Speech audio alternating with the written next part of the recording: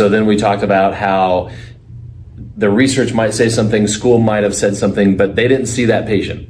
So it's up to you to figure out, you've got that patient in front of you. Now, how are you going to problem solve getting through what didn't work? What do I do next? And how do I keep on moving? So, and if you've been through the shift, you've heard me say this forever, all the time, keep moving forward. Go to the next thing. Don't panic, don't change gears, just keep moving to the next thing, keep moving to the next thing. And then eventually something's going to happen where it's like, okay, that worked. Now that made sense why this didn't work, so I go back and I do this. So it's a system of checks and balances where you're always checking your work. So with that patient, what we had to do is I had to kind of break down for Jenna, okay, so the one thing that patient has a problem with is getting her knee straight. So she's got a terrible knee. She's got sciatica on that leg. So Jenna noticed, well, her sciatica really kicks up when we do just knee extension on that leg. And then if I turn that into a nerve glide or a nerve mob, that lights everything up. And I said, so after you get done, so take that information, test what you think the muscles are involved in those positions on the table, and then after you do that, go retest the position. So she did that, and motion increased. So she actually took out the goniometer, measured it. Motion increased after she did the table work. Motion increased after she did resisted flexion extension at the knee. Nerve pain decreased. Nerve glide, nerve mode positions were getting more comfortable. So then I said, okay, so we haven't done anything functional yet, so get her up and do all your functional stuff, and then reassess motion. So every time you check and balance things, you're like, okay, that worked, more motion, more strength. So getting the patient away, and my goal with Jenna was get her away from this mindset that she's got this neurological issue, this sciatic nerve. So I wanted her to stop thinking about sciatic nerve and start thinking about joints and muscles that are involved. And so when she came back and she asked, well, how do we know where the nerve is getting the pressure's getting on the nerve, or how do I know where the nerve's getting caught? And how do I know how to do that? I said, well, you have to go through the whole process, then sit back and take apart your thinking. So it's not think about, okay, where is this getting caught and how I'm going to release that. It's I'm going to trust the process and do the process, and range of motion increased, nerve tension decreased, pain decreased, function increased. So now after I've done that, now I can go back and take apart my thinking and be like, okay, these are the things that I did, which means is probably this problem was coming from this.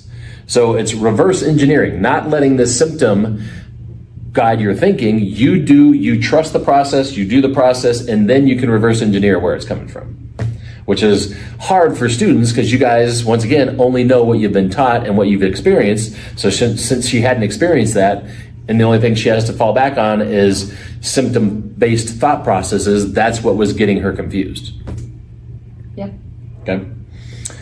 So now moving forward, you still got another rotation, but as you get through into and you get out of school, get into your own career, do you feel like you have a system that has a system of checks and balances so you can understand what you did, why it worked, and then move forward and problem solve? Yeah, I definitely think I have a really good foundation for moving forward as I continue to learn those clinical reasoning skills. That I can go back and really pick apart what I've been doing the checks and balances, just like you said, something like a really good foundation to build off of. Okay.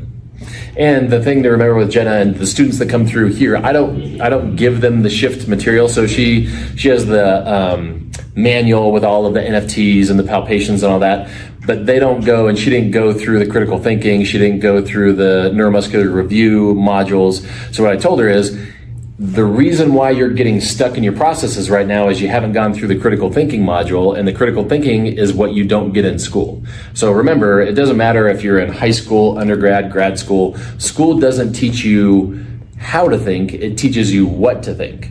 So the important part as you go through and you get better and better at things is to take apart your thinking, use critical thinking and reasoning to understand what's happening so you can then move forward with that to do something else. So in 10 weeks, like I said, she went through the accelerated program at the beginning. So she's been seeing probably 7 to 8 patients on her own. Yeah, I think I saw 11 or 12 today. Okay, Yeah. 11 or 12 on her own for the last 3 weeks, pretty much 3 or 4 weeks. Yeah. Okay, so that's actually really good. And do you feel like you're getting good results?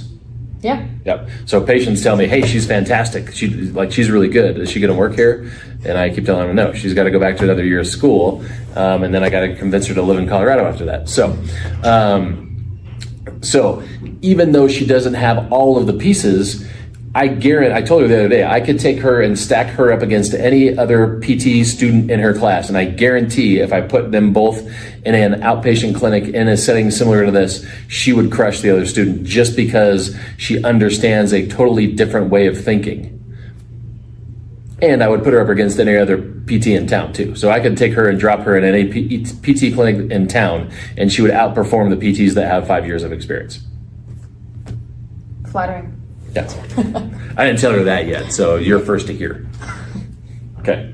All right. So that's what it kind of sounds like, feels like to go through a rotation here. And I know we're kind of filled up with students, but if you want to do rotation, reach out, let me know, and I can let you know if we have some openings for next year. But again, Jenna did a fantastic job, and I'm hoping she can go back to Angelo State and teach some of her classmates the stuff she learned here and have a fantastic career.